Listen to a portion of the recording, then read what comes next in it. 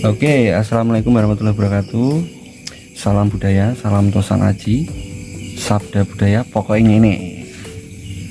Kali ini malam spesial karena tadi mampir ke daerah Pundong, diajak ngopi bareng teman-teman. Tempatnya Om Parmar. Kebetulan dia punya koleksi pusaka dan tadi ada beberapa yang masih di kotak gitu ceritanya. Pas kita coba bongkar-bongkar kotak, ternyata ada sesuatu di sana yang masih tertinggal, yaitu ini dia. Jadi masih terdapat deter teman-teman, deter yang masih ada besi tertinggal di dalamnya nih. Besi yang masih tertinggal ada dua, tapi yang satu ternyata sama beliaunya sudah dihilangin besinya di sini. Yang ini tuh masih utuh, cuman besinya udah dihilangin. Besinya udah hilang. Kalau yang ini memang benar-benar masih ada besinya, bahkan sampai retak nih deter ini gaya Jogja sampai pecah begini. Sangat menarik ketika kita melihat deter yang masih ada besinya di dalamnya, atau teman-teman pakris itu nyebutnya besi kurung ya. Orang-orang pakris pada umumnya itu mengatakan bahwa besi kurung seperti ini mereka mengidentikan mempunyai nilai magis yang khusus, seperti itu kurang lebih. Jadi memiliki nilai magis, daya magisnya itu ada begitu. Kalau orang-orang esoteri meyakini ini ada bisa digunakan sebagai jimat begitu teman-teman, sebagai jimat, karena diyakini daya magisnya itu tinggi.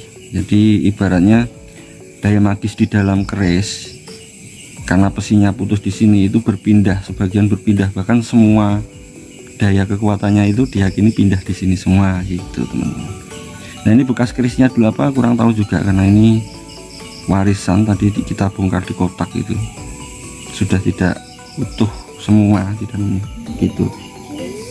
Dan juga berpisahnya besi dengan kerisnya itu memang ada yang meyakini sebuah pulung dalam arti positif begitu. Apapun itu ya, yang jelas ini barang lama tinggal dari leluhur. Jadi kalau menurut saya sangat sayang kalau ini malah besinya diambil. Jadi dibiarkan seperti ini saja sebagai bukti bahwa dulu ini pernah dipakai deter salah satu keris, yang entah kerisnya dulu apa gitu ya. Ya, menurut saya sih dirawat saja, ini nanti mungkin akan dibersihkan dan disimpan begitu. Oke, gitu aja dulu, nanti kita lanjut ngopinya yang lain. Ini ada dua keris juga tapi belum mau dimaharkan teman-teman. Oke, tetap pantau terus sabda budaya, pokoknya ngene. Assalamualaikum warahmatullahi wabarakatuh. Salam budaya, salam Tosan Aji, sabda budaya, pokoknya ngene. Salam jumpa kembali bersama sabda budaya.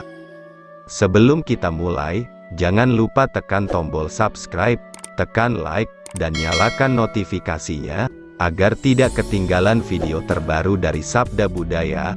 Dan jangan lupa juga komen yang positif, untuk membantu channel sabda budaya agar tetap berkembang. Kali ini kita akan menguak lebih dalam logika dan esoteri mengenai istilah pesi kurung. Pada dasarnya pesi kurung adalah pesi dari keris yang secara tidak sengaja tertinggal atau patah sebagian di dalam hulu, deder, dan tidak dapat dikeluarkan kecuali merusak dari deder itu sendiri.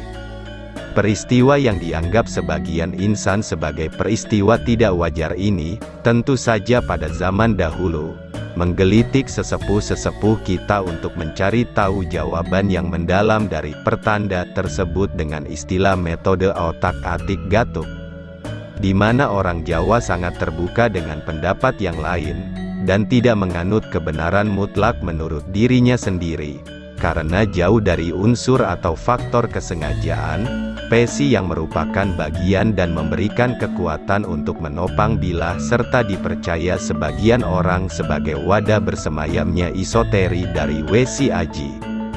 Berpisahnya pesi dengan kerisnya ibarat memang sudah waktunya, dan tempat di mana sebagian pesi tertinggal, dapat dimaknai ketiban pulung dalam arti positif.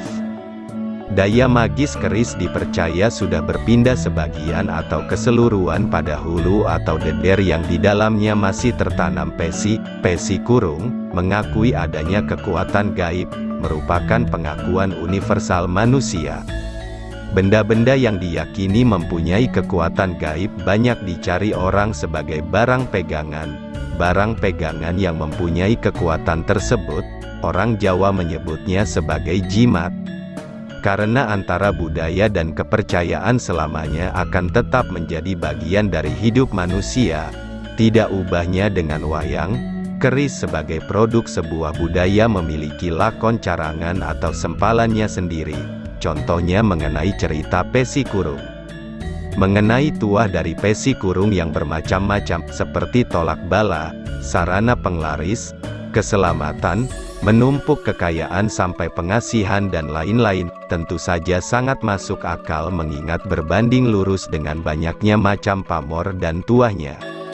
Tetapi tentu saja pesi kurung hanya sekedar sarana, daya dan kekuatan tetap dari Tuhan Yang Maha Kuasa. Demikian sedikit ulasan tentang esoteri pesi kurung.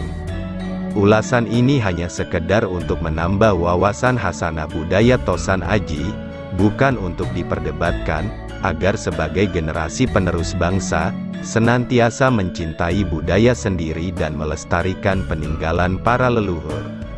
Kesuksesan, rejeki, karir, tidak bisa diraih tanpa usaha, doa serta ikhtiar, semua atas kehendak Allah Subhanahu wa Ta'ala Tuhan Yang Maha Esa.